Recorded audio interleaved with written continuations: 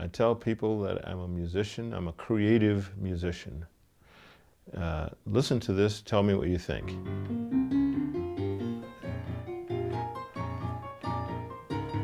That's it. Every time I play for an audience and every time I play for a recording session, my aim is to inspire, to uplift, to inform, to encourage, and that's it. A lot of people know me as a jazz musician. A lot of people, and different people, know me as a blues musician. There are others who know me as a gospel musician. In the center of my being, I could care less about the labels, but if they work for all these people who know me in those various genres, then that's good. I was blinded as an infant. I had glaucoma as a baby. And by the time the doctors realized what I had, it was too late to do anything for the eyes, so they wound up taking them out. So by the time I was fully conscious of life and doing things that I maybe partly remember now, I was blind. Everything that I do when I'm creating music is based on intuition. Intuition sparks the emotions.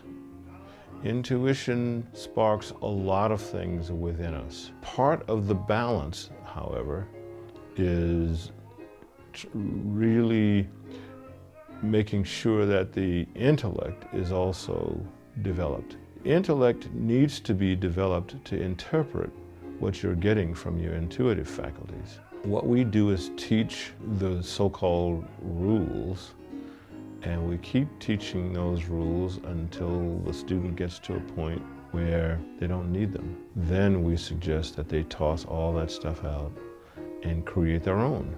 I don't try to interrupt the emotions or interrupt the energies that they're feeling by giving them a boundary, about giving them a label. I think it's good for people who need them. I think it sucks for people who don't.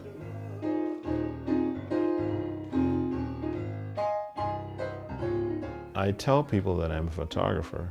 I also tell people that I'm interested in capturing images. I'm interested in capturing and creating compositions using images. Past that, I let other people describe it.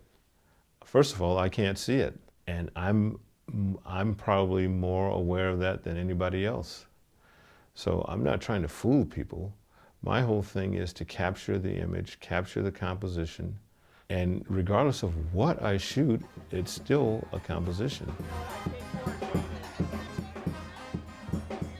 Always a special feeling when I come back to New Orleans. It's still my homeland, it's still my hometown. I still have a lot of attraction for the city. I still feel attached to the city in a lot of ways.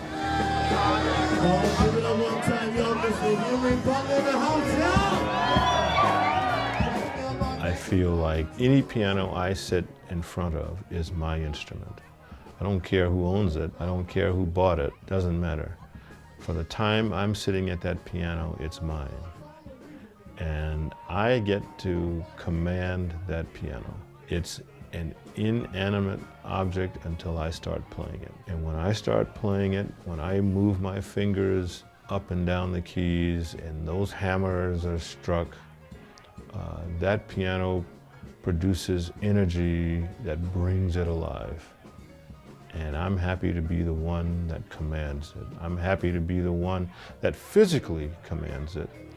I also know that there's an energy within me that is superior to any energy that I will know, that I will understand outside of me.